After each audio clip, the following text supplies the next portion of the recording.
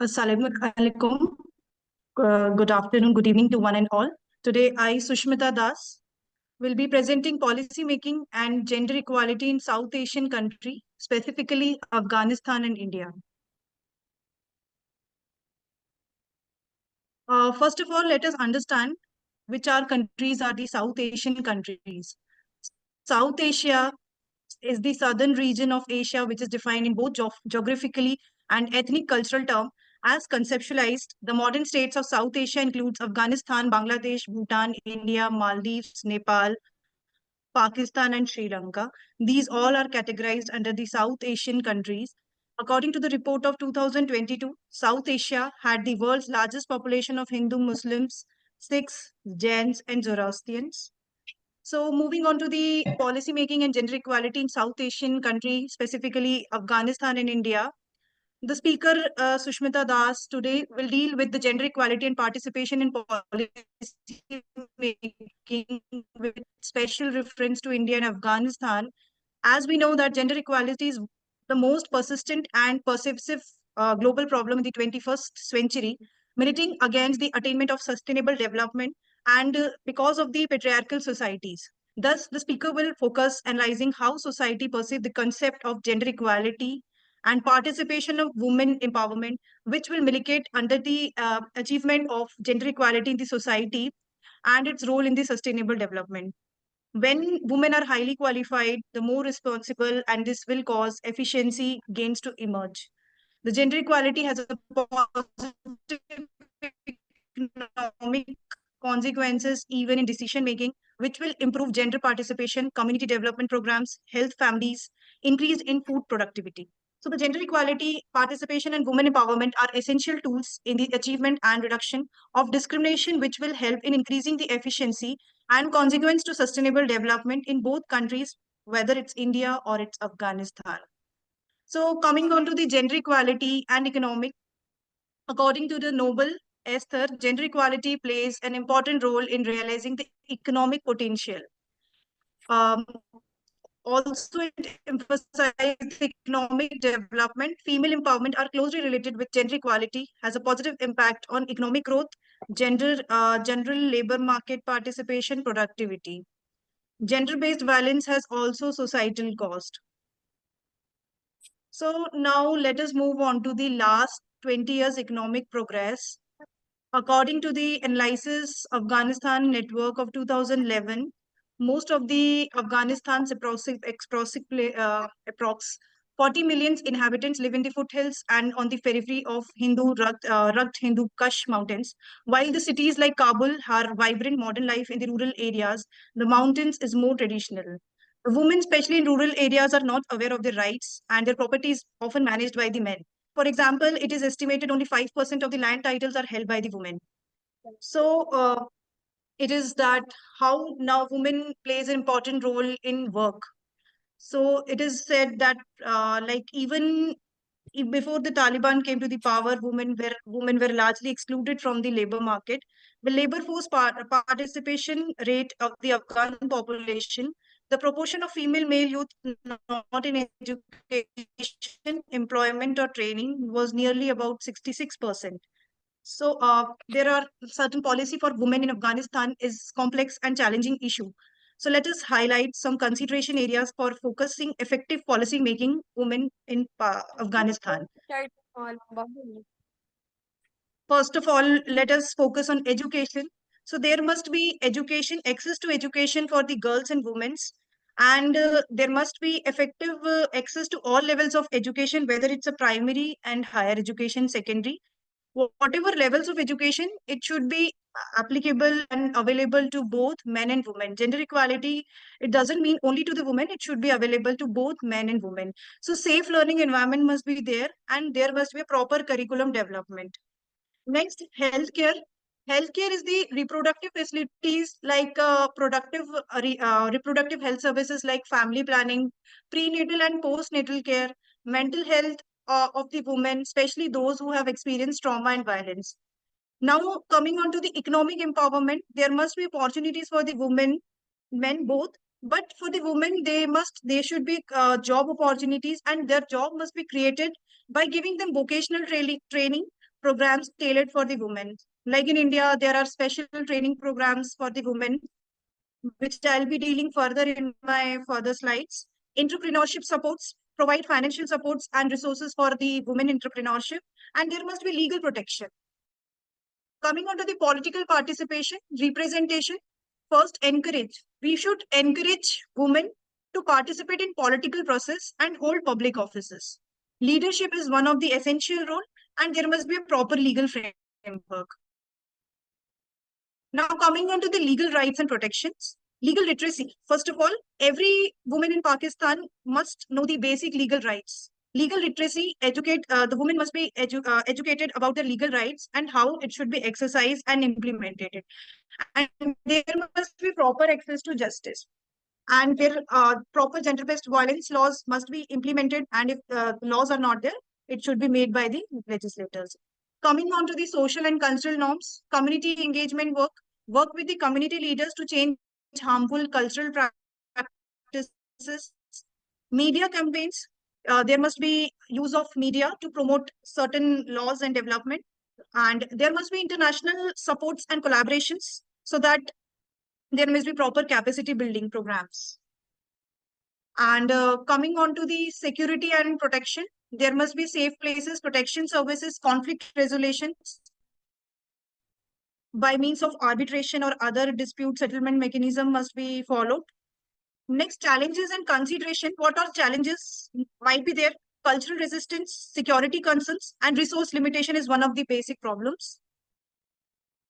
Now coming on to the some international documents, that is Universal Declaration of Human Rights, that is UDHR. As we know, Afghanistan and India both are the signatories of UDHR.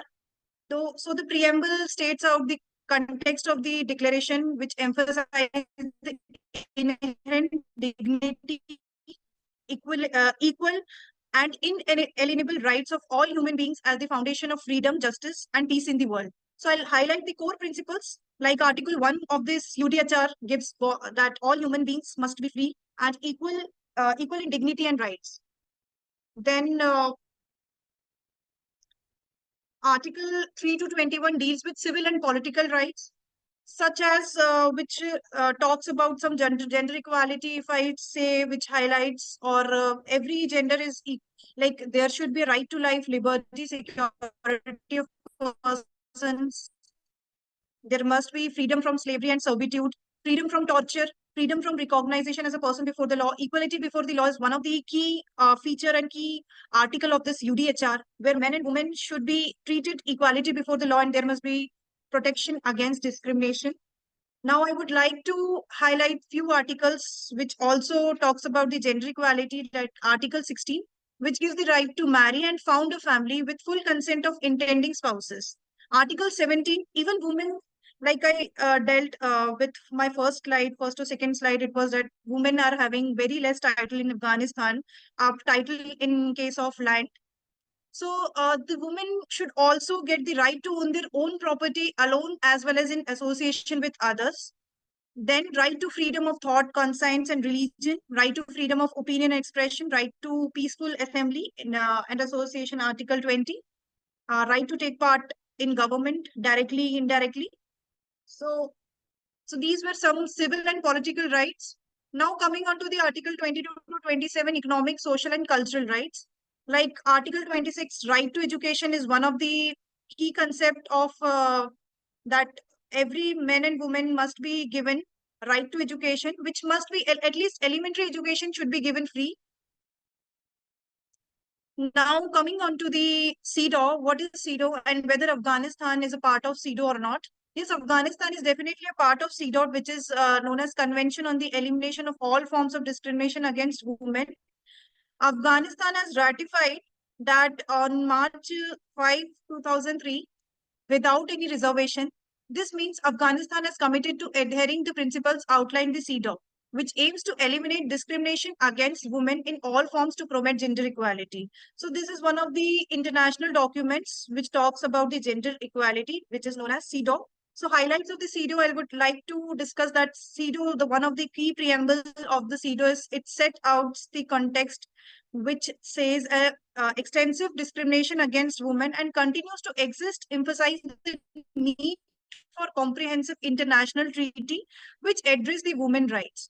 Coming on to the, I would like to say certain laws which are India is having.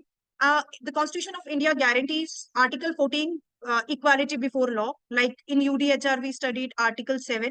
Now, Article 15 of the Indian Constitution talks about prohibition and discrimination of grounds of religion, race, caste, sex, or place of birth. Article 16 ensure equal opportunity in public employments. And Article 21 guarantees life and liberty, personal liberty. There are certain laws which are related with the women, like Dowry Prohibition Act of 1961 for taking the dowry. Now, another legislation in India is like the Protection of Women from Domestic Violence Act, which is one of the best legislation, which provides the women from domestic violence.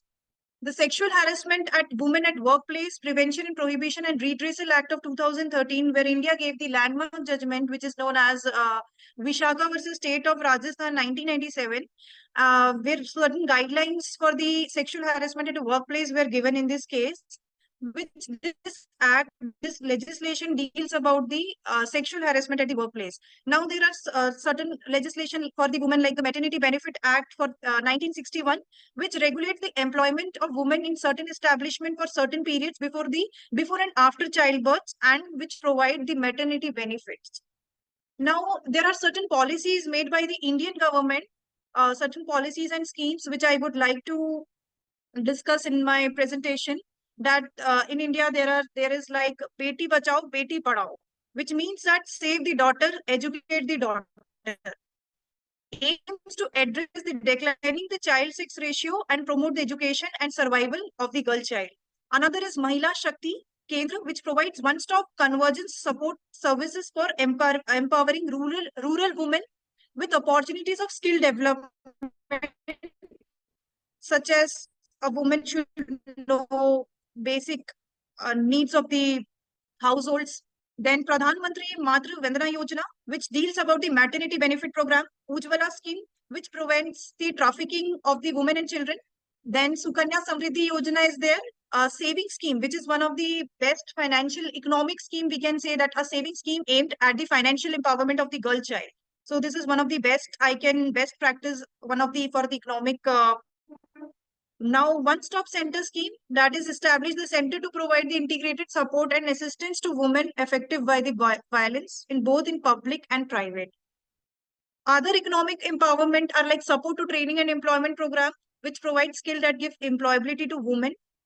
Then there is Rashtriya Mahila Kosh, which provides microfinance services to bring about the socio-economic upliftment for the poor women. Now, there are health and nutrition schemes, policy makings. That is National Nutrition Mission, which aims to provide the nutritional outcome for children, pregnant women, and lactating mothers. Another is Janani Suraksha Yojana, which promotes institutional delivery among poor pregnant women to reduce maternal and neonatal mortality. Coming on to the education, the policies related to the education in India are National Scheme for Incentive to Girl for Secondary Education, which provides promote to enrollment of girl children in secondary schools. And there is Kasturba Gandhi Balika Vidyalaya, which established the residential schools for girls from marginalized community to ensure the access to equality education. Now, there are the political empowerment, reservation of women in Panchayati Raj system. In India, the Constitution of India, 1950, which deals with one-third of the seats are reserved in Panchayati Raj institution, which is a political participation in India. Now, certain Afghan government policies, like there are education. So in 2023 to 24, according to the report, Afghanistan is under the control of Taliban, which has significantly impacted the status and rights of the women. And the Taliban policies have also resulted the rollback of many rights and freedoms of that woman.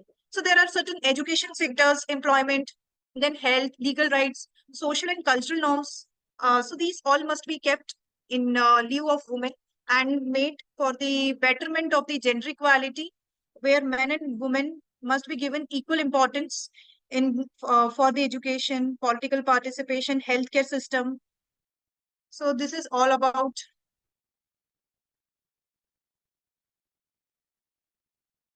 Thank you.